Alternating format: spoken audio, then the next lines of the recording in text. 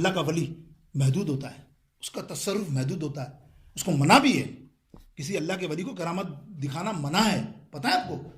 اگر وہ دکھاتا ہے تو کوئی گناہ نہیں ہے، لیکن اس کو یہ نہیں کہ میں ولایت کا وہ شوق ہو تو وہ دکھاتا ہی رہے. ہاں نبیوں کو اجازت ہے، اس لیے کہ وہ نبوت کا دعویٰ کر رہے ہیں تو مانگتے ہیں، فرمائش ہوتی ہے تو نبی دکھا سکتا ہے، ولی کوئی نہیں. دیکھو داتا صاحب کی کشف المحجوب اٹھاؤ داتا صاحب کی مشکل سے چند کرامتیں ہوں گی، چند، وہ بھی بس وقت ضرورت آپ نے.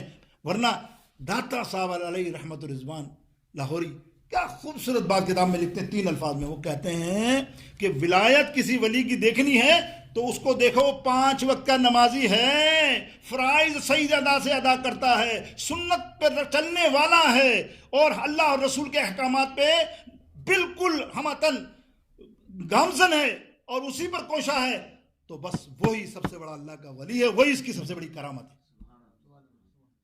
اللہ. اور یہ تو نہیں نا کہ پنکھے اٹھا کے نیچے پھینک دیے، ہے نا، اڑنے لگ گئے، پھرنے لگ گئے، ہلا دیا، اس کو گرا دیا. ہمارے یہاں تو یہی او بابا کی کرامت دیکھنی، چلو بابا کے پاس. تو یہ تو اجے پال بھی کر رہا تھا غریب نواز کے سامنے، خود اتنا اڑا اوپر، اور لکڑیاں پھینکی تو سانپ بن گئے. دیکھیں نا آپ نے، اجے پال تھا نا، ایک مثال دے رہا ہوں. ایسے تو کئی شعبدے باز ہیں، آج بھی ہیں.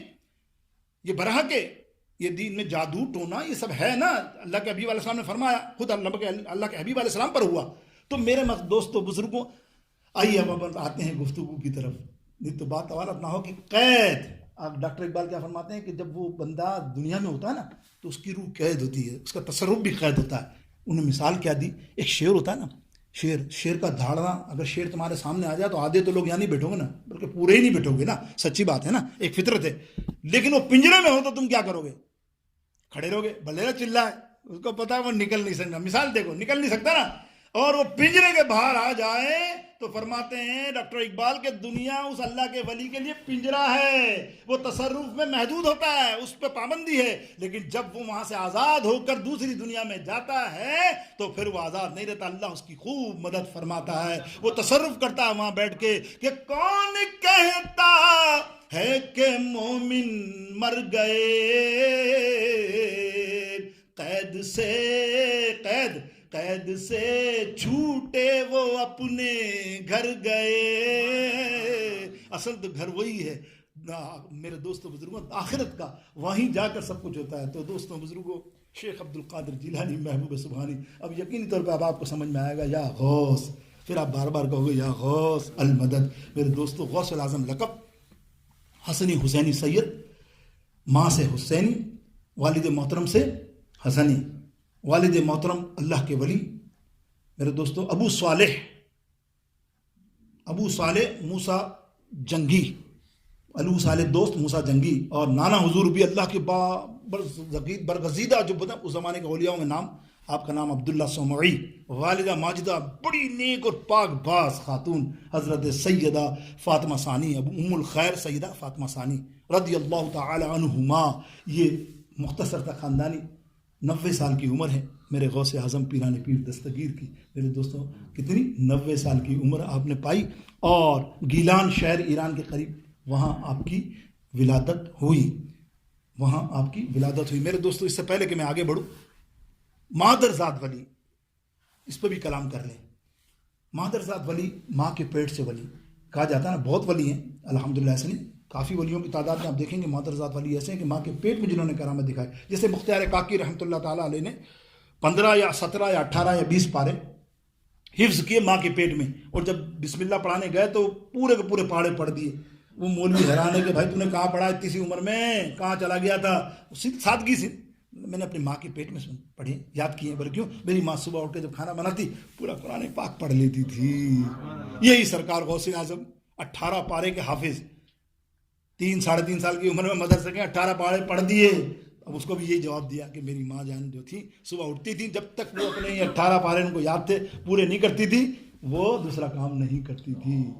ماں کے بطن کے اندر یہ اللہ کے ولی، ماں کے بطن، مادرزاد ولی جب ہم کہتے ہیں نا مادرزاد ولی، تو یہ غوث اعظم کے لیے نہیں ہے. غوث اعظم کی شان ہی اور ہے. سرکار غوث اعظم فرماتے ہیں میں مظہر عکس مصطفیٰ ہوں صلی اللہ علیہ وسلم. سارے ولی جو ہیں دوسرے انبیاءوں کے مظہر ہیں، میں واحد. سرکار غوث اعظم فرماتے ہیں میں سرکار کا مظہر ہوں. جو معجزات سرکار نے اپنی حیات زندگی میں پیش کیے، مردے زندہ کیے، آپ نے بھی مردے زندہ کیے. اللہ اکبر. حضرت شریف حسینی رضی اللہ تعالیٰ عنہ آپ کے خلیفہ خادم تھے بہت بڑے، 13-14 برس آپ کے پاس رہے. آپ فرماتے ہیں کہ میں نے کبھی زندگی میں غوث اعظم کے جسم اطہر پر مکھی بیٹھی نہیں دیکھی. اور محدثین حدیثیں اٹھا کے دیکھو، حدیث میں آتا ہے حضور علیہ السلام کے جسم اطہر پر کبھی مکھی نہیں بیٹھی. میرے مماثلت اور بھی ہے.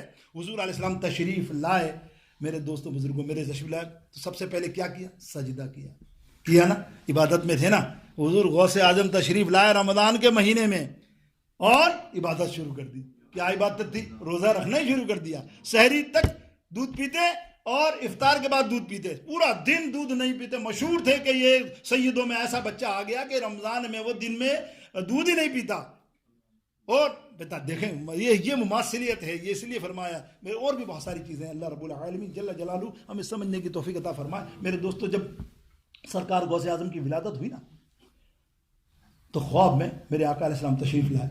فرمایا ابو صالح کنیت ہے میرے غوث اعظم کے والد محترم کی. فرمایا تو جانتا ہے تیرے جو بچہ پیدا ہونے والا ہے نا وہ کتنا بڑی ہستی ہے؟ بولے یا رسول اللہ فرمائیے. فرمایا وہ انا محبوبی، وہ میرا محبوب ہے، اور وہ ہوا محبوب اللہ، وہ اللہ تعالیٰ کا محبوب ہے.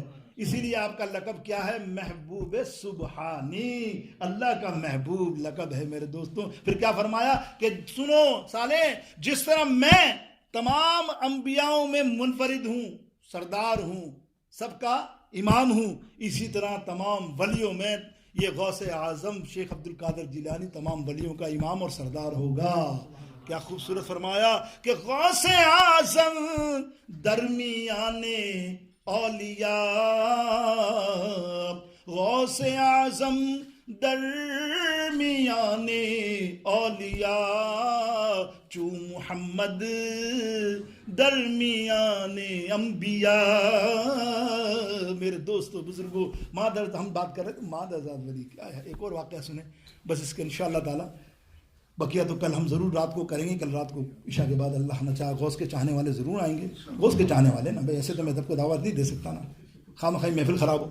تو غوث کے چاہنے والا ہے، جو چاہنے والا ہے، محبت عشق رکھنے والا ہے. یہ تو 11ویں والا پیر ہی جانتا ہے کہ اس کا دعویٰ ہے.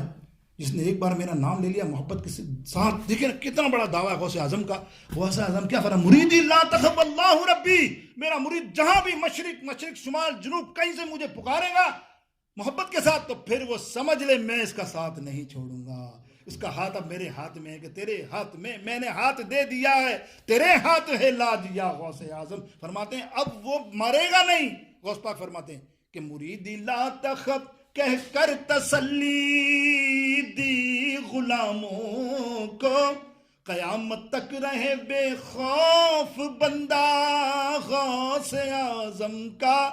اگر کل کی محفل میں تم اس نیت سے آتے ہو کہ میں غوث اعظم پیران پیر دستگیر کو ہاتھ دینے آ رہا ہوں، تو پھر سمجھو کیا فرما رہے ہیں غوث اعظم کہ وہ مرے گا نہیں بندہ جب تک مرنے سے پہلے اپنے گناہوں کی معافی نہ مانگ لے. کیا توفیق ہے، کیا دعویٰ ہے، کیا اعلان ہے. قصیدہ غوثیہ تو پڑھیں آپ. حضور غوث اعظم